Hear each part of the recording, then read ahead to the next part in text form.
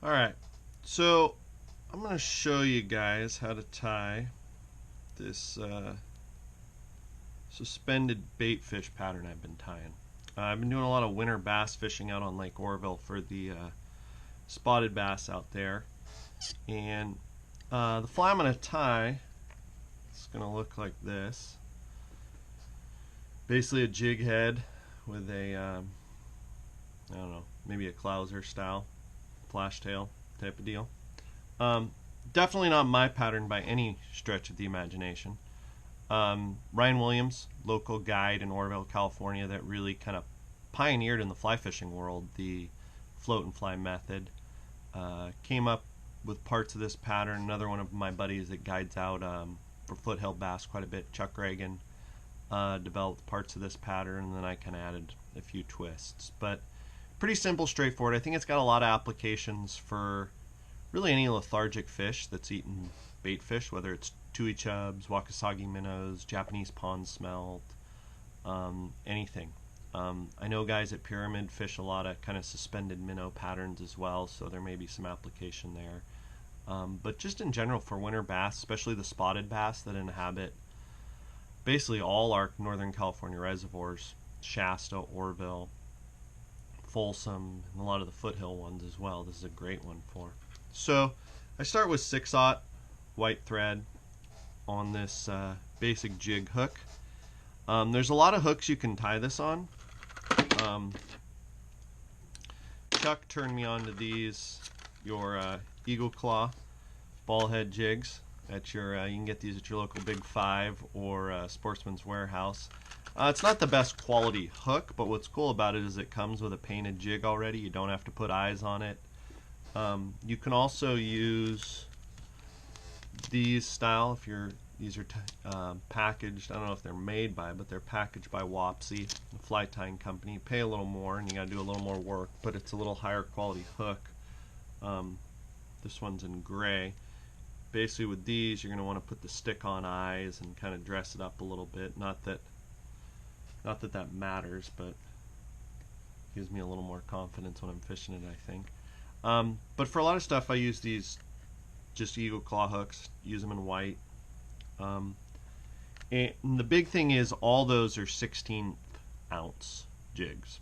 That seems to be the weight. We'll use some bigger ones if we're fishing some current or such like that, and some smaller ones, but 16th ounce is kind of the standard go-to. First thing we're going to do, we're going to add a little bit of a flash tail. Take about, I don't know, 3-4 strands of UV pearl crystal flash, and I like this stuff because it's a little stiffer. If you look, it's a little stiffer than your normal crystal flash. It's not going to foul. I'm going to tie that in. Always with flash tails, I usually tie them a little longer than I think. That way I can trim them. Just like that. And there's some things you can do to spice up this fly. You can add a little bit of a flash. I'll show you. I don't always do this, but I'll tie in a piece of fish scale flash. You can palmer it around like this.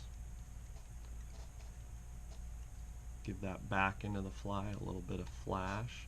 With the longer shank hooks as well too, those ones from Wapsi, you can do this all around the shank if you want to kind of give it some flash. Then work the thread up there. One thing, if you do, whatever you do, I always kind of hit this with a little bit of the thin UV coat. Just makes it a little bit more durable. These flies, you're fishing them under an indicator along rocks on the banks of these reservoirs, so they are going to get beat. They're going to, you know, this good fly, you're fishing it all day, this is going to get worn off. So durability is somewhat important. One thing I've been using too a lot, if you haven't seen it, is this new rechargeable Loon light. It's pretty simple. You just plug it in to any USB and charge it up. It's got a little light there that green, and when you plug it in it turns red, and then when it's charged it turns green. I had been using just the standard super light, which is push button, battery powered, going through, when I'm tying my striper flies in the summer, I'd be going through a couple batteries, probably a week. It seemed to kind of lose its juice pretty quick. So bottom of this fly, and again, you know, with any bait fish you can really mix up the colors, but the bottom for what we tie these for is the Wakasagi Minnow. I always start with white, basically flash and slinky, and I tie a little bit right to the top. These fish are about 2 inches. We caught a nice one the other day that, as we were fighting it next to the boat, it puked up a bunch of chewed up ones. We actually got a couple into the boat and looked at them. They were bigger than I thought, but not really big enough to completely revolutionize or completely rework my fly design. So I'll trim that off, kind of give it a pull test, and then stagger another piece like this just to give it a little bit of a taper. Even though, to be honest with you, the bait fish that we're imitating, they're pretty trim. They're not, doesn't go like a nice taper like this. They're pretty thin and pretty uniform. So cut that off. And one thing with all this, and it's really a good kind of tip in fly tying in general, is instinctively to me when I look at that, that looks a little thin, especially when it's going to get wet and come down. But if there's one thing I've learned, whether it's tying PTs or really any fly, is less is more. We kind of instinctively add more bulk to a fly than we really need to, whether it's nymphs, bait fish patterns, dry flies, whatever it is. If we actually look at naturals and then compare them to what we're tying, it just seems instinctively a lot of the times we are adding more. So I kind of pull back from the table there, so to say, and I'm like, okay, flip that over, keep it that way, clean it up, flip the fly over. And for the top, I'm actually going to use just straight bucktail, one of the kind of Ryan's Williams go-to colors out there from what I've bought from him. And Ryan sells flies if you're interested. He's a great fly tyer, ties a lot of great striper flies, bass flies in general. But our chartreuse, basic chartreuse over white, which, you know, let's be honest, that's a staple anywhere you go for the most part. And then gray over white. And so I'm going to add the top here is actually, and you can use synthetics. Chuck basically uses all synthetics, and I do too to some degree. I've used a lot of synthetics doing these, but I'm going to stay true to Ryan's kind of design and use bucktail. And it's just chartreuse bucktail.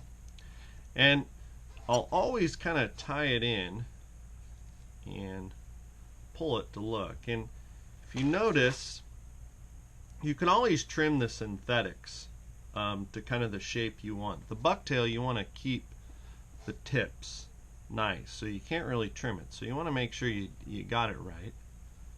And it did. It looks, and again, instinctively I kind of want to add some more, as if you look at it from the top, it looks a little thin, but I'm not gonna. What I'm gonna do is I'm gonna add some, I guess, cheeks, or what I like to think of as lateral lines. One thing I started doing this summer with my striper flies was adding some sort of dark lateral line to break up. And I got that a striper guide in the Delta, one of my, I guess I would call him a friend, he's a good buddy. Moray Hatch is a big believer in lateral lines, and I kind of picked up some ways to do that from him on my striper flies, and I really think it makes a difference. At least gave me more confidence. And so I'm starting to do it really with all my bait fish patterns. And what this is, what I'm tying in right now, is it's a new material from Montana Fly Company. It's called Lucent Wrap. It comes in a bunch of different colors and really 2 sizes, and it comes in these big shanks, big lengths. And I guess you could, if you wanted to, I haven't really tried it, palmer it, maybe in a steelhead fly or something like that. But what I do is I cut off little pieces, as you saw, and use it for all sorts of different stuff in bait fish. Tie it in for cheeks, you can tie it in for tail enhancements, you can even, if you really want to use it for some, you could use it for a flash tail to kind of subdue that flash if you didn't want a real flashy, crystal flash type of deal. Next thing I'm going to do, and this is, do this on a lot of flies, but this is Ryan's color combo. So I'm going to tie a little bit of olive bucktail, and I really just use the kind of natural olivey stuff off the same chartreuse bucktail. Tie it in right on the top, little shorter than the chartreuse. Trim it clean, pull it back.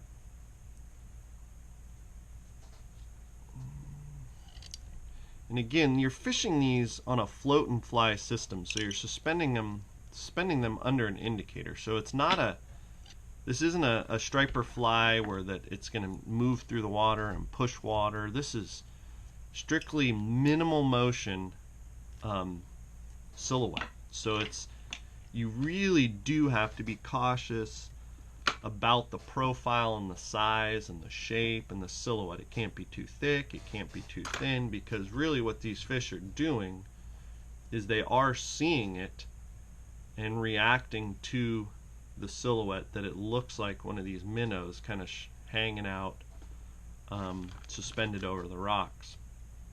And again here, what I'll do with those synthetics, kind of trim it up to give it a little bit of a taper, but not much.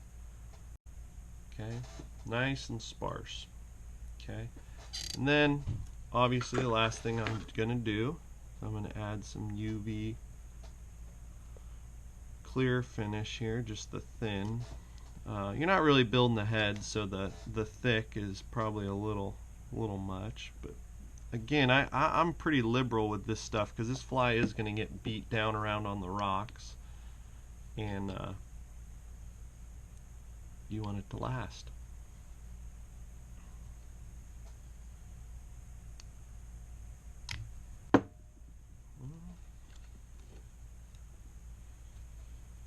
Then always, if you look, these eyes,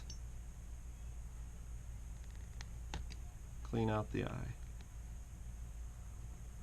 So I don't have to do it on the boat. Alright, there you go. Tie it in any really color you want. It's a great fly. Suspend it under an indicator, float and fly. There you go.